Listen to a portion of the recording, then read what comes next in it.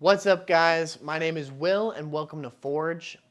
This is a YouTube channel that my good friend Javon and myself have started with the goal of how can we help people overcome a lot of the crap that's going on, especially with racial tensions in America, COVID-19, joblessness, and how can we provide that value and also donate to a lot of the charities that we're looking to. So it's a YouTube channel where 50% of any of the revenue generated, we're donating to a bunch of channels that we hugely appreciate.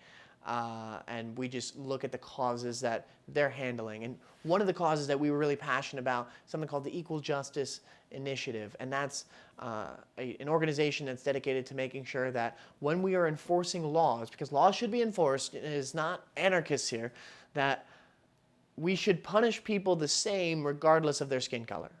And that is something that America has not always had the best track record with. And so in order to raise money, we managed to raise over $1,000 I strapped a 20-pound weight vest to myself and ran 20 miles.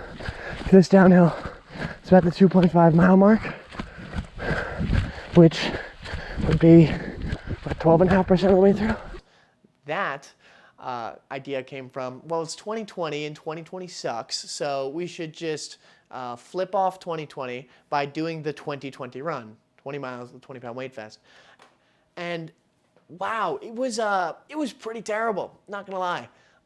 It was very, very hot. We did this on the 4th of July in 2020, and it was not easy. But there were a couple of things that we learned on the way, and just things that I certainly uncovered on this journey of accomplishing it. And the first is that having a strong why behind whatever you're doing is super important. Really easy to get out there and prepare for this run, like strap on the weight vest, like go run 8 miles today, 10 miles that day, 4 miles that day, because it's like, well, we're raising money for a cause we believe in, and just looking as that dollar amount kept increasing day over day, it's like, oh crap, like doing this is gonna actually benefit something I believe in, so I really should get out there and do it.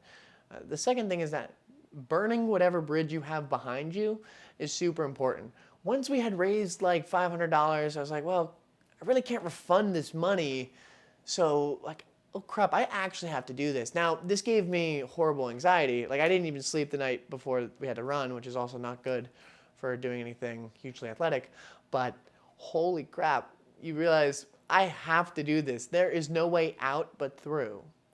And that was a huge principle. But thankfully, my wife's cousin, I guess cousin-in-law, I don't know how family titles work, which is awkward because my wife has like 7,000 Italians all in her family that all live next to each other. So Johnny, he had run a marathon before, and he was the only person that I had spoken to the week before I ran that had actually had an experience running a long distance. And he said, most terrible thing I ever did and nearly died. I'm like, oh, great. But he gave me a whole lot of pointers on what I can do to prepare. He recommended, these cool little energy gummies and like these little like protein waffles that he was ingesting throughout the run, because you go into such a caloric deficit, spending hours on the road running, and I would have never handled that, and that would have made the next thing I learned pretty much impossible, which is called breaking through the wall.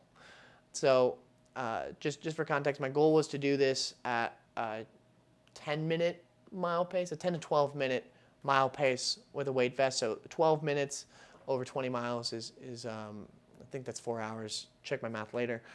So the goal was to run this in 4 hours or less. And I managed to do it in like 4 hours and like 30 milliseconds. So we're just going to say that I did it.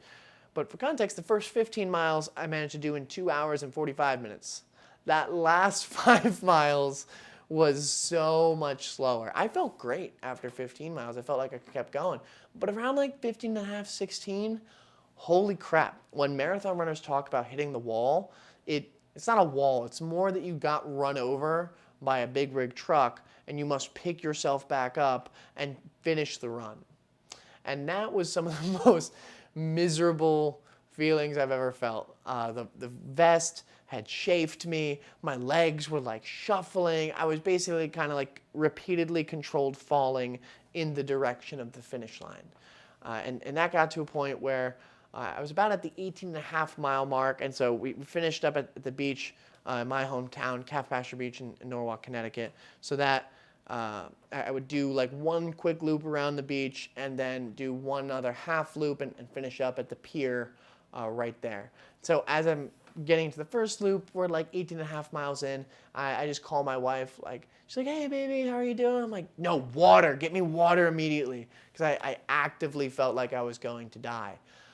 And then two of my friends, Jake and Joe, actually appear seemingly out of nowhere, like from the fuzzy horizon, hand me a water, and they run that last mile and a half with me.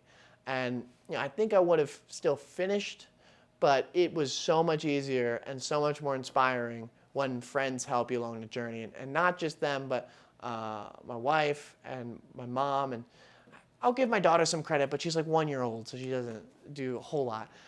They met me at like the 5 mile marks to hand me a water bottle. Trying to do this alone would have been so much more terrible, because the week before, I tried to do a 15 miler just to prepare, and I had no help, and I quit after about 12 and a half miles. So having that support, people handing me water, people cheering me on, having it be the real deal, having preparation, talking to people who knew what they were doing, that really got that last 7.5 miles out of me. But we're going to be doing essentially just insane shit. Like that's really going to be the one half of our channel is Will and maybe Javon will do terrible, terrible things on camera to raise money for charities we believe in. And the other is going to be going through a lot of the powerful principles that we're learning and we're implementing. Not that we're like some like super successful people in life and you should listen to us, but more that we're people on this journey with you. And as we learn things and we apply them and they work, we feel an obligation to share that. So as we read it in a book, see it on a podcast, we want to promote that information that's really going to benefit you. So guys, thanks so much. Welcome to Forge. If you're excited about this channel, please leave a like and subscribe. If you're not excited about this channel, I promise we're going to get better at this with time, so you should subscribe anyway, just to see that I wasn't lying. And if we were lying, you can unsubscribe at any time, so you really have literally nothing to lose. So if you're interested in donating to the Equal Justice Initiative or checking out a little bit more information about them, a link to their website is in the description below. Much love. Catch you guys later.